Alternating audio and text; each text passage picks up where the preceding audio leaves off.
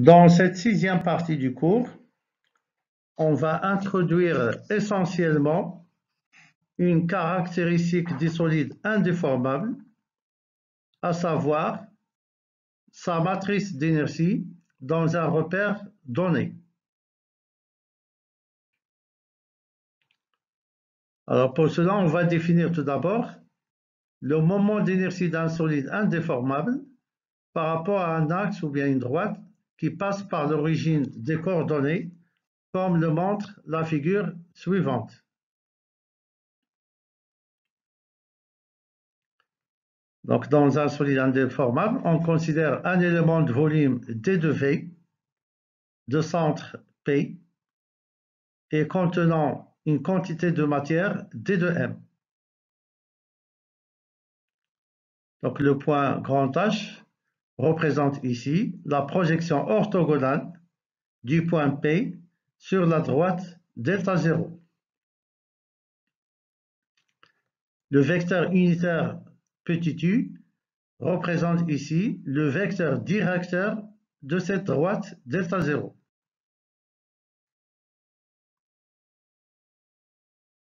Donc, le moment d'inertie de ce point matériel par rapport à la droite delta 0 est défini par la relation suivante.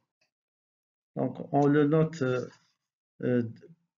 par D de grand I parce que c'est une grandeur élémentaire qu'on va intégrer par la suite dans le domaine occupé par le solide en question. Donc, ce moment d'inertie élémentaire est égal au produit de la masse élémentaire D de M par le carré de la distance qui sépare ce point matériel de la droite delta 0. Donc, le moment d'inertie du solide S par rapport à la droite delta 0 est donné par l'intégrale suivante, où le carré du vecteur HP, on peut l'écrire aussi sous cette forme en utilisant le théorème de Pythagore d'après la figure présentée précédemment.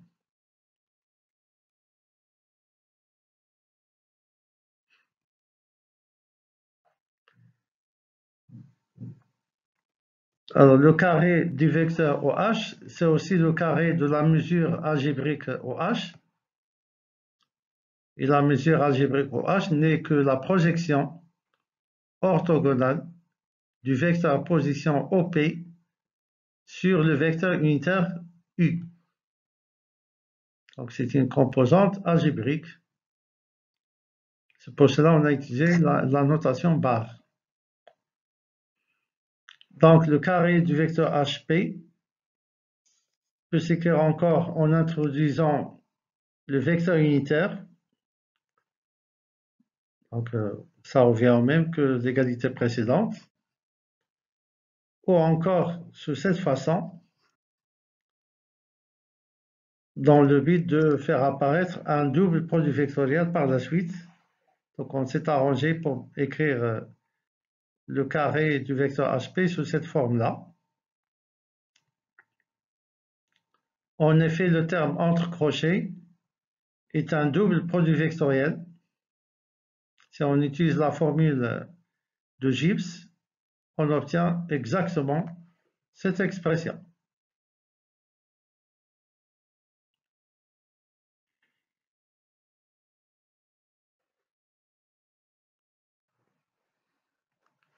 Maintenant, si on développe le calcul du double produit vectoriel précédent, dans la base orthonormée directe du repère cartésien R0, on obtient le résultat suivant. Donc là, on a représenté le double produit vectoriel par une matrice colonne, donc à 3 lignes et une colonne.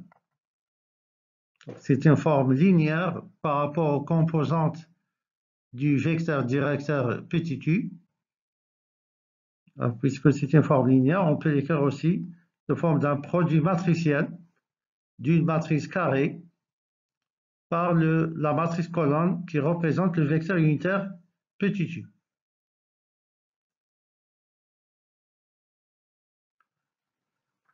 Donc, le carré du vecteur HP peut s'écrire enfin sous forme d'un produit de trois matrices qui sont exprimées toutes dans la même base orthonormée directe du repère cartésien R0. Dans ce produit, il y a tout d'abord à gauche la matrice ligne qui représente le vecteur unitaire U. Et puis la matrice centrale, c'est la matrice qu'on a établie précédemment et qui ne dépend que des coordonnées du point P.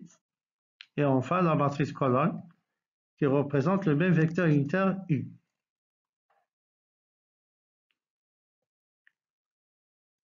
Donc ceci nous permet d'avoir le moment d'inertie du solide par rapport à la droite delta 0 sous la forme matricielle suivante.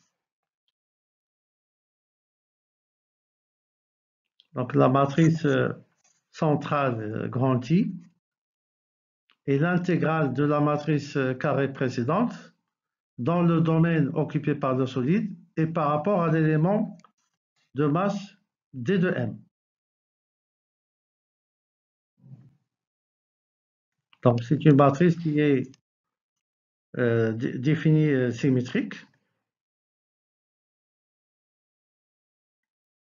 Donc elle est caractérisée par 6 composantes essentielles. Et cette matrice est appelée matrice d'inertie du solide indéformable dans le repère cartésien R0. Et l'unité physique de chaque composante de cette matrice est le kilogramme fois le mètre carré. Alors maintenant, on va interpréter quelques grandeurs géométriques à l'aide de cette figure, telles que par exemple la somme y carré plus z carré. Donc on le voit clairement d'après cette figure. Dans cette somme représente le carré de la distance entre le point P et l'axe OX. De même, x carré plus z carré représente le carré de la distance entre le point P et l'axe OY, et ainsi de suite.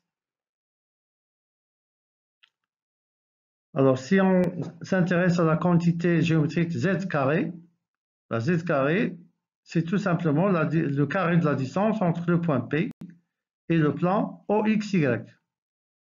De même, y carré, c'est le carré de la distance entre le même point P et le plan OXZ, et ainsi de suite. Alors, par la suite, on va introduire certaines définitions qui sont associées à la matrice d'inertie du solide indéformable. Donc, à commencer par la première définition. Donc, l'intégrale de la somme y carré plus z carré par rapport à l'élément de masse d de m représente ici le moment d'inertie du solide par rapport à l'axe OX. Donc, par analogie, cette intégrale représente le moment d'inertie du solide par rapport à l'axe OY, et ainsi de suite. Donc, la diagonale de la matrice d'inertie contient des moments d'inertie et qui sont des quantités toujours positives. Alors, l'intégrale du produit x fois y, toujours dans le domaine D et par rapport à l'élément de masse D de M, représente ici le produit d'inertie du solide par rapport au plan OXY. Donc, par analogie, l'intégrale suivante est appelée produit d'inertie du solide par rapport au plan OYZ, et ainsi de suite.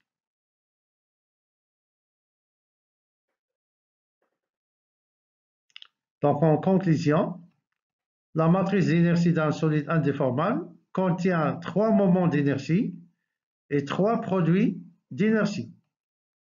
Donc, contrairement au moment d'inertie, ces produits d'inertie peuvent être aussi bien positifs, nuls ou négatifs.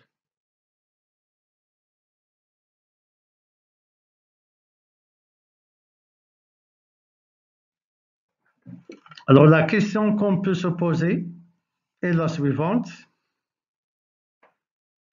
Que devient la matrice d'inertie d'un solide indéformable si ce dernier admet un ou plusieurs éléments de symétrie matérielle? Alors pour répondre à cette question, on va commencer tout d'abord par l'exemple simple suivant. Donc il s'agit d'un solide indéformable qui admet une symétrie matérielle par rapport à un plan. Alors soit OXY ce plan de symétrie matérielle. Donc on a un point P de ce solide, on peut définir les trois produits d'inertie élémentaire suivants. De même au point P', qui est le symétrique du point P par rapport à ce plan de symétrie matérielle. En effet, les points P et P' possèdent les mêmes coordonnées dans le plan OXY, mais leurs coordonnées suivant l'axe Z sont opposées.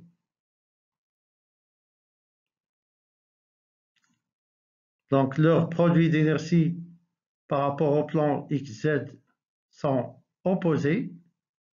De même, leurs produits d'inertie par rapport au plan YZ.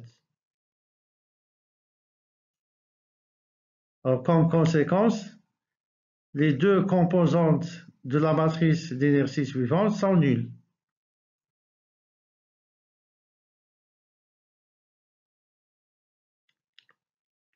Donc, la matrice d'inertie du solide indéformable qui tient compte de ce plan de symétrie matérielle devient comme ceci. Donc, il y a moins de composantes que dans le cas général. Alors maintenant, considérons un solide indéformable qui admet deux plans de symétrie matérielle. Par exemple, les plans OXY et le plan OYZ. Donc, en répétant le même raisonnement qu'on a appliqué dans le cas du plan OXY, on obtient finalement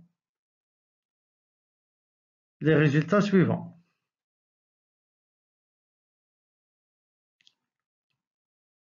Donc, la matrice d'inertie du solide indéformable devient dans ce cas diagonale. Donc, il contient uniquement des moments d'inertie.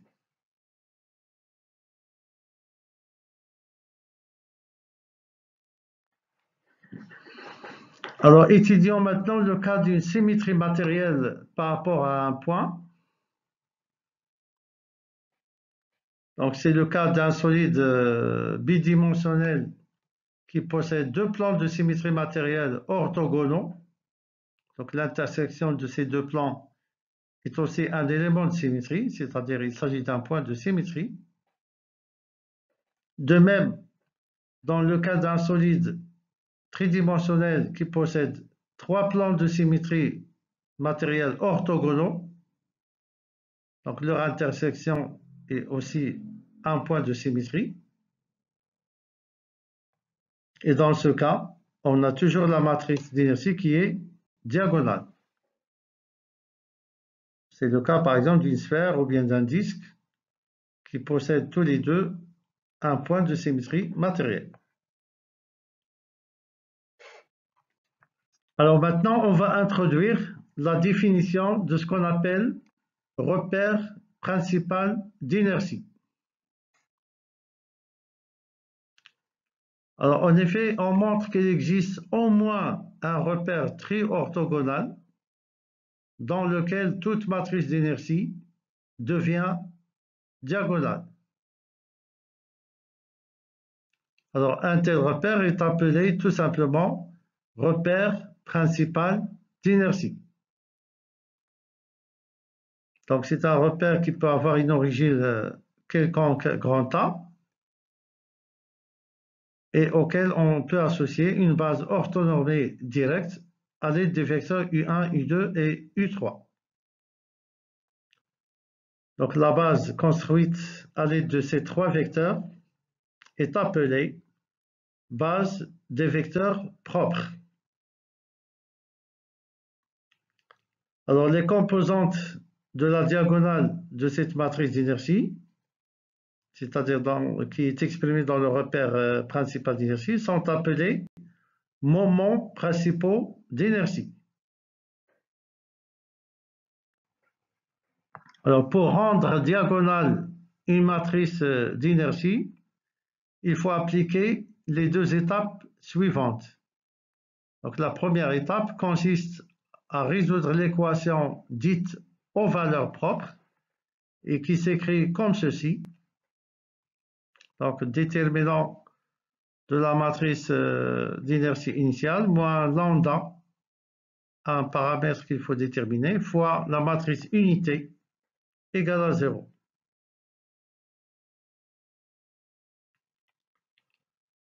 Donc soit à résoudre le déterminant suivant qui doit être égal à 0. Donc il s'agit d'une équation de troisième degré par rapport à l'inconnu lambda. Donc automatiquement, c'est une équation qui admet trois solutions. Alors on montre que dans le cas d'une matrice définie positive et symétrique, les solutions de cette équation sont réelles. Et puis enfin, dans la deuxième étape, on résout le problème au vecteur propre qui s'écrit comme ceci.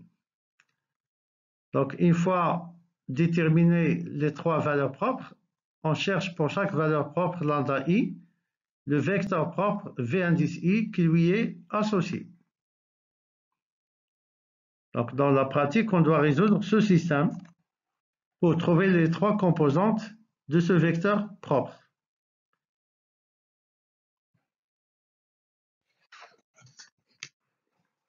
Alors, comme application,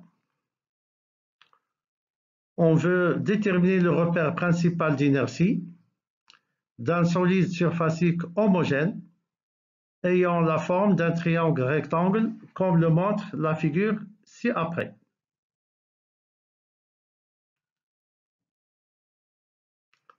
Donc la surface de ce domaine triangulaire peut être calculée à l'aide de ces deux intégrales liées, exprimées en coordonnées cartésiennes.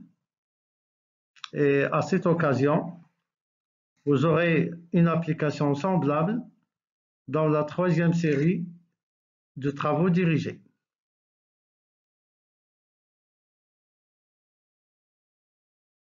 Alors la matrice d'inertie du solide surfacique dans le repère R0 est donnée comme ceci. Donc on remarque qu'il n'est pas diagonal. Et afin d'alléger les écritures par la suite, on pose cette matrice sous cette forme. Alors pour déterminer les valeurs propres de cette matrice, on doit résoudre l'équation suivante. Donc il s'agit d'une équation de troisième degré par rapport à l'inconnu lambda. Alors les solutions de cette équation sont faciles à déterminer.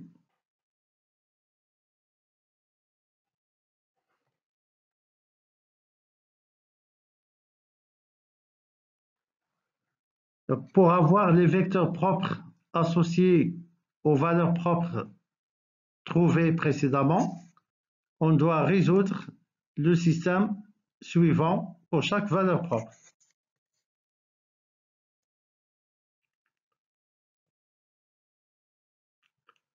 Alors, les trois vecteurs propres trouvés par cette résolution doivent être normés à l'unité pour construire une base orthonormée directe.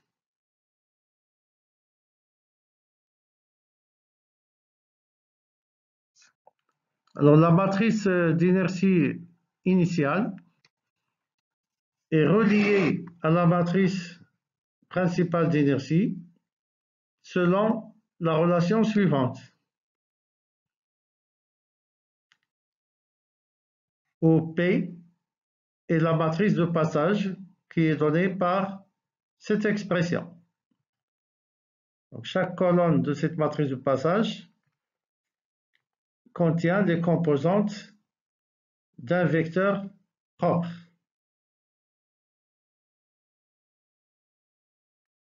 Ainsi prend fin cette présentation. Je vous souhaite bon courage et à la prochaine occasion.